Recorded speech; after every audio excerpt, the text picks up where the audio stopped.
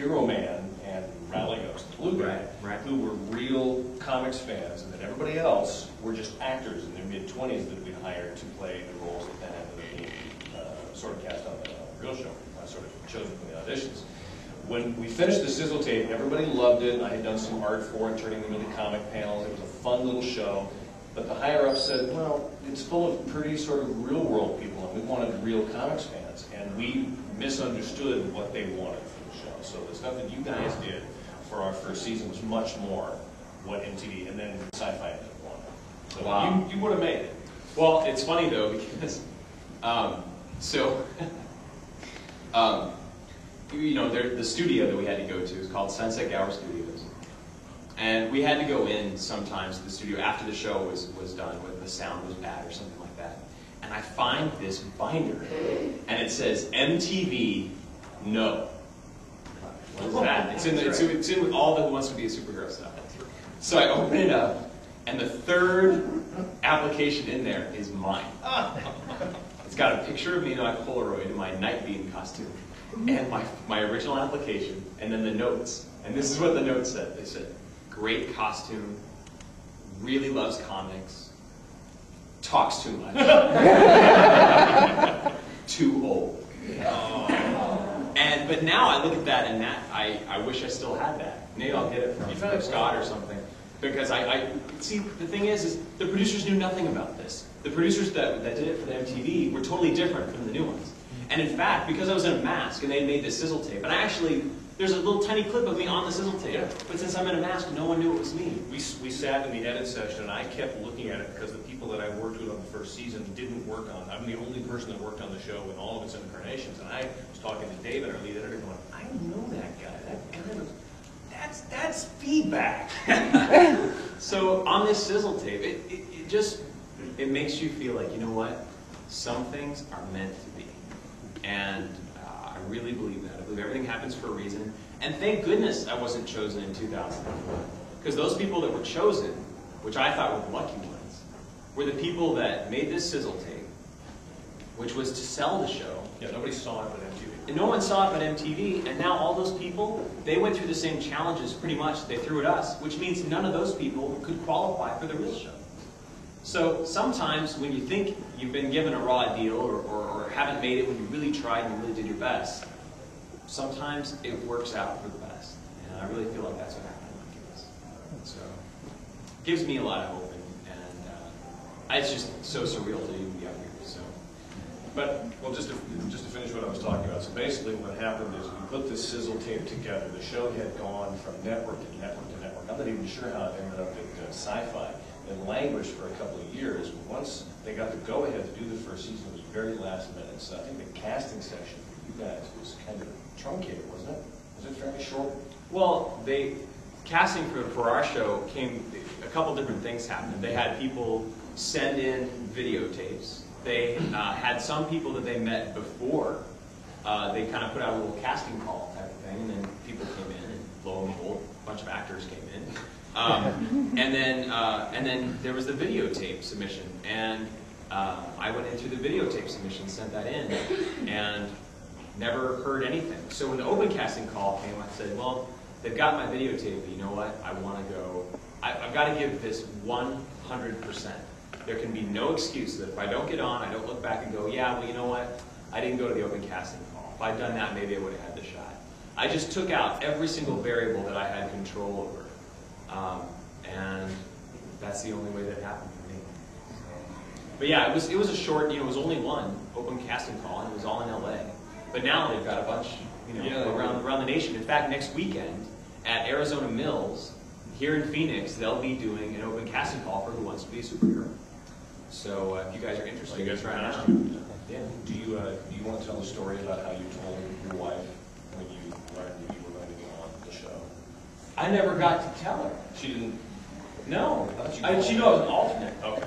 I mean, well, all right. So, so I get this call, and it's I got in a call. All right, it's the call that said, "Hi, this is Jeff Skinner from Nash Entertainment. I just wanted to let you know we really liked your audition at the open casting call, and you're in the top 20. And I thought, awesome. I actually have a chance at this. There's only 20 other people in the world that they are considering for this. And I thought, well, can I tell anyone? I asked him, can I tell anyone? And he said, well, we really want you to keep it under wraps right now. And I thought, oh my God, this is it. This is the superhero's burning secret. You know, he has his wife or his girlfriend, and he needs to tell her something, but he can't. He can't do it. And I thought, this is already the show. This is already part of the experience, is I have this burning secret that I can't share with her. And I'm sure they wouldn't have minded if I had.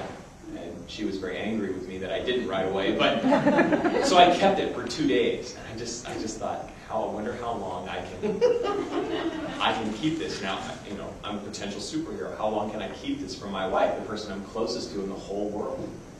And I think there was some circumstance that happened that where she found out. She's so smart. I mean, I couldn't keep it up forever. But when she found out, yeah, she was mad that I didn't tell her right away. But yeah, but I was still an alternate up until the night before they started filming. I was told to go through all the same motions, go to the same hotel. And so I arrived at the hotel, and they said, okay, go ahead and change into costume. We're going to bring you up to another room to do a little interview, and then at that point, we'll let you know whether you're on the show. And so that was, I put on my costume, I said, whatever happens, I'm just going to give this 100%. And there's a little story, I don't know if you know this, this is kind of silly, but years and years before, I had tried out to be a Spider-Man performer. I thought, how cool would that be to grow up to be Spider-Man? So I met a guy at, how did I find out?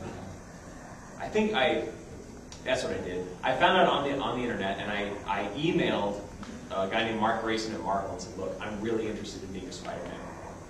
And he said, well, send me some pictures. So I sent him some pictures, and he said, well, okay, I'll meet you down at the San Diego Comic-Con. And then, so I met him at San Diego Comic-Con, and I got to try on an actual Marvel Spider-Man suit. And then when I tried it on and embodied the character for him, he was like, yeah, that's great, you're in. Well, before I'd sent him the photos, I was at a Kinko's Copy Center, and this little spider crawled out from the clock and crawled down the wall, right as I handed my package over. And I saw that spider, and I thought, I'm sitting here sending pictures in for Spider-Man.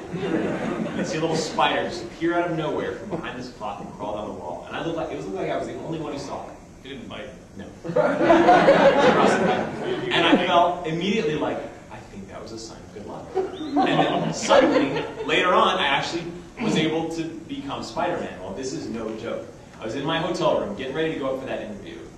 And I'm sitting there, and I put my costume on, and I'm just, you know, basically adjusting it in the mirror. Feedback costume. Yeah, no, my original feedback costume. I'm adjusting it in the mirror, and out from behind the mirror, the spider crawls and goes down the wall. And I got chills. I was like, oh, please let this be close. And then I went up and did the interview. I don't mean to anticipate the end of your story, but I would have thought that would have meant, no, you're supposed to be a Spider-Man performer. Maybe you shouldn't be here at this audition because this is not, I mean, Stan Lee is not Marvel. All right. I didn't know what it was. I just thought, okay, if this happened at another time when a good luck thing happens. Okay, all right. So when you went upstairs? Hey, so I went upstairs, and as I was interviewing, they said, okay, so tell us a little bit about your character. I did that. And then they said, so you know you're not on the show yet, right? And I said, oh. I said, yes, I know. I said, well, our producer wants to talk to you. So they threw, the cell phone started ringing, and I picked it up.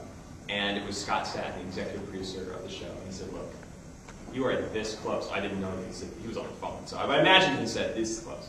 He said, you are this close to being on the show, but I need to know why I should put you on the show and not keep the person that's already on.